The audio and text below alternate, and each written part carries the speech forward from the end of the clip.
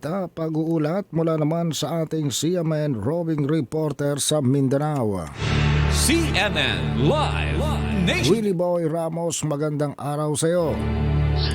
Magandang araw din, Ariel. Magandang araw, Pilipinas. May ngadlaw, Mindanao. Isang advisory ang ipinalabas ng MILG o ang Ministry of Interior and Local Government ng Bangsamoro Autonomous Region in Muslim Mindanao para sa mga local government units sa pagmonitor sa kanilang mga nasasakupan dahil sa patuloy na mga pagbuhos ng ulan na posibleng magdudulot ng landslides at mga pagbaha. Tinayuhan din ng MILG ang lahat ng mga PDRRMOs, CDRRMOs, MDRRMOs at ang BDRRMOs na manatiling naka-heightened alert at magsagawa din sila ng kanilang monitoring at palagiang magbibigay ng babala sa publiko.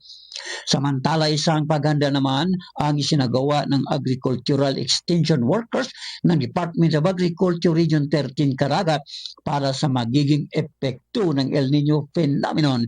Kabilang sa paghanda ay ang panahon sa taniman na kailangan gumamit ng teknolohiya sa paggamit ng tubig at ang mga binhing handang lumaban sa init o riyaong mga heat resistant seeds kasama sa dapat gawin sa oras na umepekto na ang El Nino ay ang koordinasyon sa local government unit sa Department of Agriculture at ang Agricultural Extension Workers. Willie Ramos, same reporter ng Mindanao Radio, Kalikasan ng City Base, naglat ng live para sa CNN Pilipinas.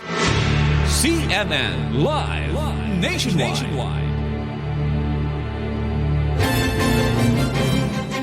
Maraming salamat, Willie Boy Ramos, ang ating CMN roving reporter sa Mindanao. Samantala,